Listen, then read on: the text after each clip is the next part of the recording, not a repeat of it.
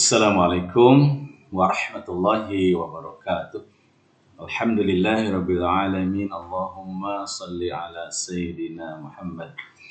Saudara-saudaraku, sahabat-sahabatku dimanapun Anda berada, pada pertemuan lalu kita membahas Shiratal Mustaqim.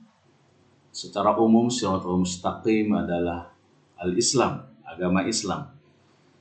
Secara spesifik, Shiratal Mustaqim adalah jalan orang yang telah Allah beri nikmat, yaitu para nabi, siddiqin, para syuhada, dan solihin. Kemudian dilanjutkan ayat itu dengan kalimat ghairil maghdubi alaihim waladdallin. Bukan jalan orang-orang yang telah engkau beri, bukan jalan orang-orang yang kau murkai, dan bukan pula jalan orang yang sesat. Para ahli tafsir hampir semua sepakat bahwa yang dimaksud jalan orang yang Allah murkai adalah Yahudi, dan jalan orang yang sesat adalah Nasrani. Ada apa dengan Yahudi? Di dalam sejarah, Yahudi itu terkenal beragamanya sangat kaku, sangat hukum oriented, dan gulu berlebihan. Yang Allah haramkan 10 misalnya, dia tambah jadi 15 atau 20. Yang diharamkan oleh Allah 20 macam, dia tambah jadi 30. Sehingga beragama menjadi sangat rigid, sangat berat sekali. Hukum oriented. Menekankan aspek hukum berlebihan. Dan pada saat yang sama kehilangan aspek kemanusiaan, aspek kasih sayang, aspek kelembutan. Maka beragamanya orang Yahudi beragama yang sangat keras, terlalu hukum oriented. Kemudian Allah menurunkan Nabi Isa untuk mengurangi kekerasannya agama Yahudi itu.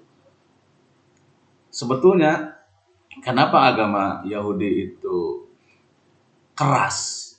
Karena memang wajar. Umatnya itu mantan budak. Ratusan tahun diperbudak oleh Fir'aun, kemudian diselamatkan oleh Allah melalui Nabi Musa, diseberangkan, menyeberangi Laut Merah. Dan kita tahu di surat Al-Baqarah bagaimana Nabi Musa mendidik mereka itu begitu berat sekali. Karena itu diperlukan ketegasan yang luar biasa dari seorang Nabi Musa. Tetapi setelah Nabi Musa nggak ada, kekerasannya itu malah bertambah. Kebablasan. Maka jadilah agama yang sangat kaku, yang kehilangan aspek kasih sayang dan aspek kelembutan. Lalu Allah menurunkan Nabi Isa untuk mengurangi sebagian yang diharamkan. Memang hadirnya Nabi Isa itu diantaranya menghalalkan sebagian yang sudah diharamkan oleh orang-orang Yahudi. Kemudian Nabi Isa diajarkan aspek-aspek kasih sayang, kelembutan, dan budi luhur. Nah, kemudian setelah Nabi Isa wafat, ternyata kebablasan juga. Nasrani itu agama yang sedikit aspek hukumnya, kurang disiplin masalah hukumnya. Aspek sosial yang ditonjolkan, aspek budi luhur dan kelembutan itulah yang ditonjolkan. Tetapi akhirnya juga setelah Nabi Isa wafat menjadi kebablasan juga.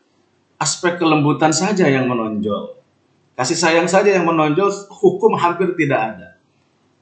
Sebagai contoh saja, orang head itu di zaman Nabi Musa itu sampai harus pisah dengan laki-laki, dengan suaminya itu. Harus pisah kamar, bahkan pisah rumah.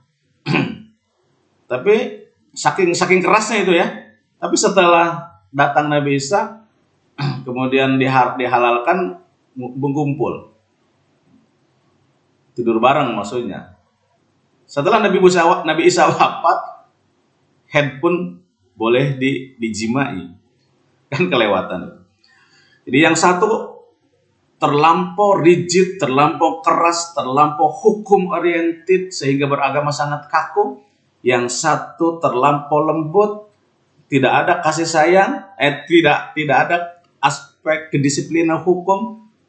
Dua-duanya adalah tidak tidak lurus. Dua-duanya miring. Maka Islam datang membawa dua aspek itu secara seimbang, yaitu aspek hukum di satu sisi, ketegasan, kedisiplinan, tapi di saat yang sama juga harus memiliki kasih sayang, kelembutan, dan budi luhur. Memadukan ketegasan dan penuh kasih sayang itu tidak gampang. Karena itu kita berulang-ulang berdoa, ihdinas siratal mustaqim. Semoga kita semua bisa memadukan antara aspek hukum yang tegas, disiplin, tapi pada saat yang sama juga kita menerapkan aspek kelembutan, kemanusiaan, dan kebijaksanaan. Demikian, wassalamualaikum warahmatullahi wabarakatuh.